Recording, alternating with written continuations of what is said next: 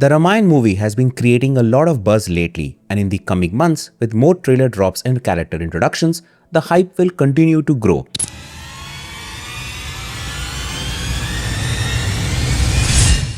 I have already done two videos on this subject, one about Ranbir Kapoor as Lord Ram and the other about the producer Namit Malhotra, but the discussion is incomplete without discussing the director Nitesh Tiwari. Ramayana is the story about morals, about principles, about relationships, about people. And that's what's going to remain at the core. In this video, we'll break down how Nitesh Tiwari can structure the perfect Ramayana Part 1, outlining what Part 1 could contain, as well as how he can avoid the missteps of previous adaptations and do justice to this immortal tale.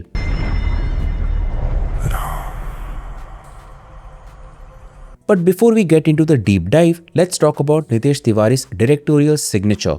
Nitesh Tiwari's filmography consistently demonstrates a directorial philosophy that aligns remarkably well with the demands of adapting an epic like the Ramayana. His strength lies not merely in telling stories but in showcasing narratives with profound emotional resonance and character-driven authenticity. From co-writing and directing acclaimed feature films such as Chiller Party, Dangal and Chichore, earning multiple national awards, his body of work consistently reflects a belief in creating work that not only entertains but enlightens as well. Nitesh is recognized for his discerning eye in casting and his emphasis on performance over mere star power.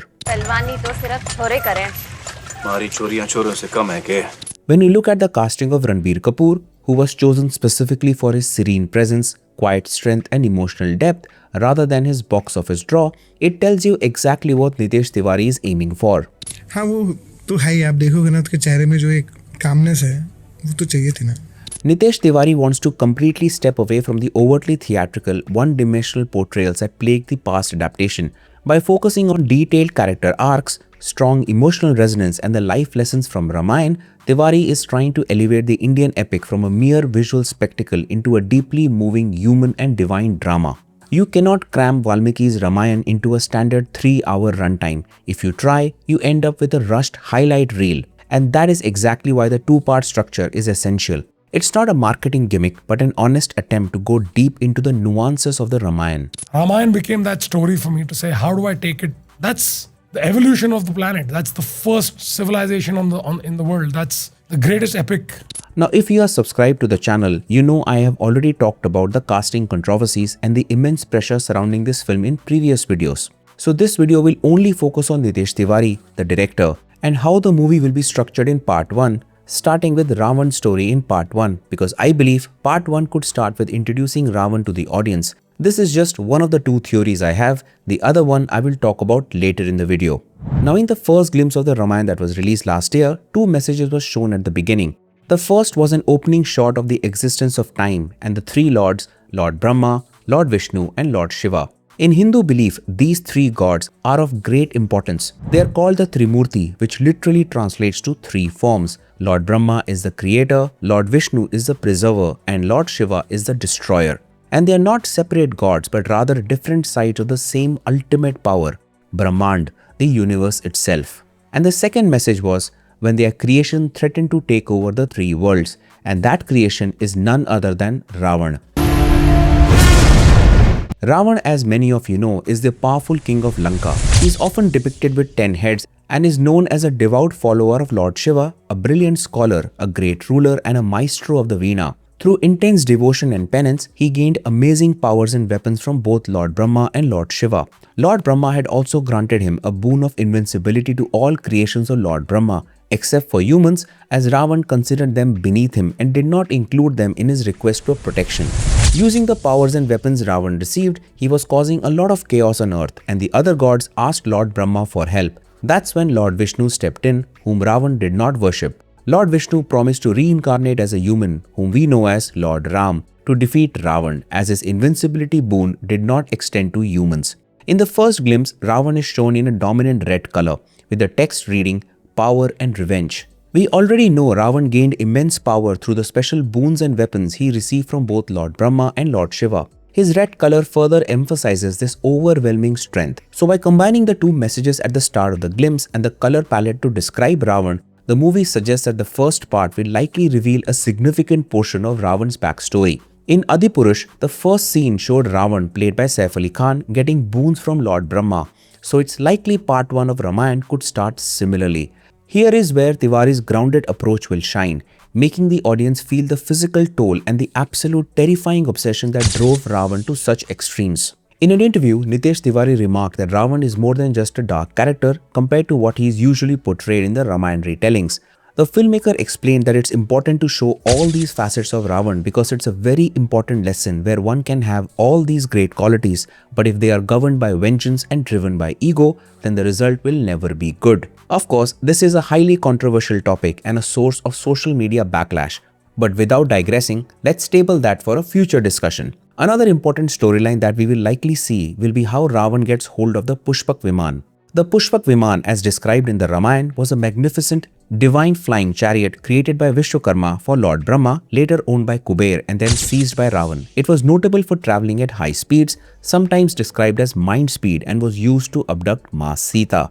The opening shot that we see in the Lord Ram teaser is likely the fight between Ravana and Kuber, the aftermath of which leads to Ravana seizing the Pushpak Viman. So 3 major segments of Ravana in part 1 will be shown: his penance and boons, the Pushpak Viman siege, and the abduction of Maa Sita.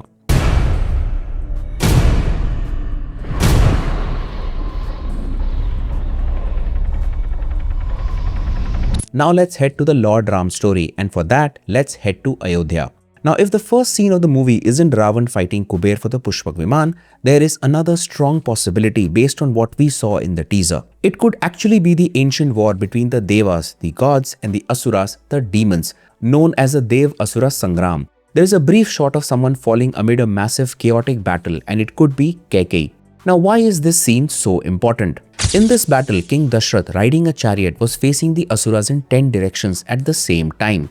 During this time, the bolt on one of the wheels slipped out and the wheel was about to disengage when Kaikeyi inserted her thumb into the bolt hole and kept the chariot steady. When King Dashrath learned about this, he was pleased and offered Kaikeyi 2 boons, which she later used by asking the king to ask Lord Ram to go into exile for 14 years and to have her son Bharat crowned king of Ayodhya.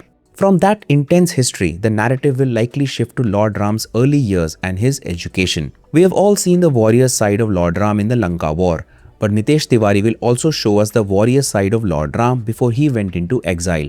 This shot shows him fighting Tadka, a powerful man-eating Yakshini turned demoness who terrified sages and destroyed forests, serving as the first demon Lord Ram killed. Tiwari's direction here will likely strip away the typical mass masala slow motion tropes.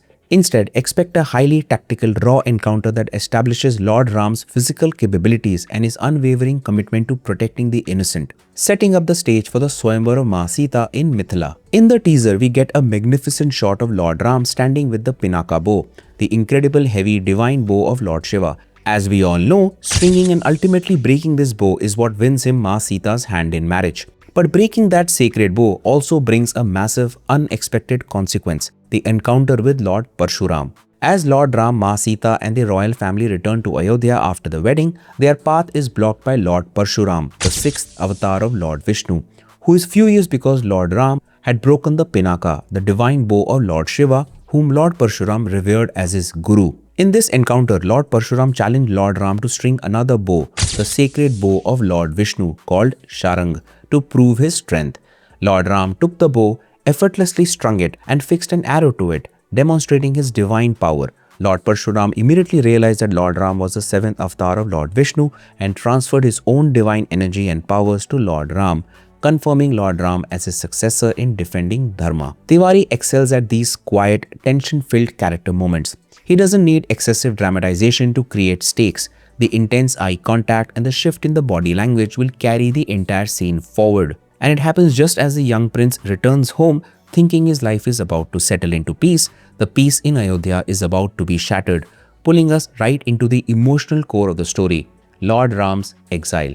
While Ravana amasses his power and weapons, the emotional core of our story begins in the golden city of Ayodhya. We know Nitesh Tiwari excels at family dynamics, and the politics of Ayodhya is the ultimate family drama. If there is one thing Tiwari proved with films like Dangal and Chichore, it's his absolute mastery over complex family structures.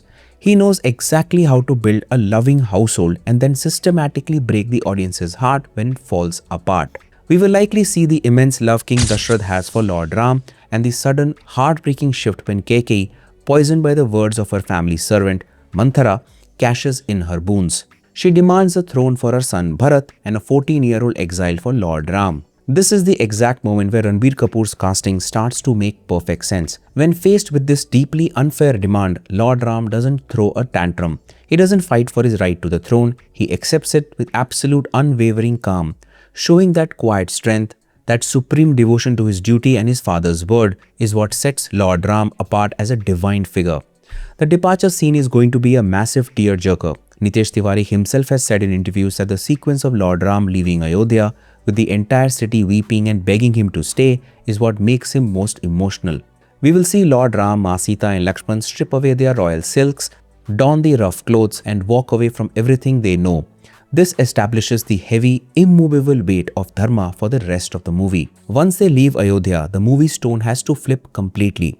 We go from the safe, structured, opulent palaces to the raw, untamed and dangerous Dandakaranya forest. This is where Tiwari can flex a different visual muscle, trading the grand 70mm style cinematic opulence of the palace for a gritty, authentic, survivalistic aesthetic in the wild. This is where the trio's bond really deepens. We see Lakshman's fierce, protective anger simmering just below the surface, in contrast to Lord Ram's peace. And we see Maa Sita, played by Sai Pallavi, adapting to this life with incredible grace and resilience. The inciting incident, of course, starts with Shupnaka, her encounter with the brothers and Lakshman ultimately cutting off her nose, ultimately fueling Ravan's massive ego to take revenge. The sequence of the golden deer luring Lord Ram away, followed by Lakshman's leaving to help his brother, builds this incredible tension. It leaves Maa Sita alone. The drawing of the Lakshman Rekha, the protective boundary, is an iconic moment. When Ravan finally arrives, disguised not as a terrifying demon, but as a humble, wandering sage begging for food, the trap is sprung. The moment Maa Sita crosses that line out of pure compassion, Ravan reveals his true, terrifying form and forcibly takes her away on the Pushpak Viman. Now, as Ravan is fleeing through the sky with Maa Sita, we get one of the most heartbreaking and heroic sequences in the entire epic, the intervention of Jatayu. Even though he is old and knows he is hopelessly outmatched by the 10-headed demon king, he doesn't hesitate for a single second. He attacks the Pushpak Viman in midair to save Maa Sita. This fight needs to be brutal, emotional and visually spectacular. It's not just a CGI bird fighting a flying chariot, it is the ultimate symbol of selfless devotion. Jatayu fights until his wings are severed and he falls to the earth mortally wounded. When Lord Ram and Lakshman later discover the broken remnants of the fight and find a dying Jatayu, it's a devastating gut punch. Even in a heavily VFX dependent scene, Tiwari's direction will remain entirely focused on the emotional weight of the loss, ensuring the technology serves the heartbreak, not the other way around. In his final gasping breaths, Jatayu gives Lord Ram the crucial information of Ravan abducting Maa Sita. Jatayu dies in the arms of Lord Ram and he performs the last rites as if he were his own father. It's a tragic moment that pivots Lord Ram into a focused, grieving warrior on a mission. And this leads us directly into the path of the Vanaras and to one of the most universally loved and anticipated moments of the entire saga, Lord Ram finally meeting Lord Hanuman. Now we know Sunny Deol has been cast to bring his roaring, massive screen presence to the role of Lord Hanuman. But there is a very critical detail here about how Nitesh Tiwari needs to handle this character visually. The audience has absolutely zero patience for weirdly modernized, overly humanized or Hollywood-style creature designs. Lord Hanuman must be represented accurately, honoring his sacred Vanar identity with distinct, authentic, monkey-like features. That physical and cultural accuracy is completely non-negotiable. The meeting itself is pure magic. Lord Hanuman approaches Lord Ram and Lakshman in disguise, trying to figure out who these two glowing, powerful warriors are wandering through Kishkinda. But the moment Lord Hanuman recognizes who Lord Ram truly is, the disguise drops. The sheer, overwhelming wave of devotion that hits Lord Hanuman, the realization that he has finally found his ultimate purpose, his Lord, is one of the most emotional beats in Indian history. This meeting is the turning point of the story. It is the moment Lord Ram realizes he isn't alone in this fight anymore. The alliance with Sugriv is forged, the massive Vanar army is mobilized, and the impossible search for Maa Sita begins. Depending on how Nitesh Tiwari paces the film, this epic meeting and the formation of the army could be the triumphed, goose-pumping inducing cliffhanger that ends part 1, leaving the audience absolutely desperate for the war to come in part 2. At the end of the day, bringing the Ramayana to the big screen is like walking on thin ice. But if there is one director equipped to handle the pressure, it's Nitesh Tiwari. By anchoring the massive budget and grand spectacle in gritty realism, emotional authenticity and profound character arcs, he has the blueprint to deliver something truly timeless. We aren't just looking at a two-part blockbuster, we are looking at a definitive cultural reset. You're goddamn right. What do you guys think? Do you trust Nitesh Tiwari's vision for this two-part epic? Let me know your thoughts in the comments below. Please subscribe to this channel for more such videos and check out our reaction video of the Lord Ram teaser right here. Thanks for watching and I'll see you in the next one.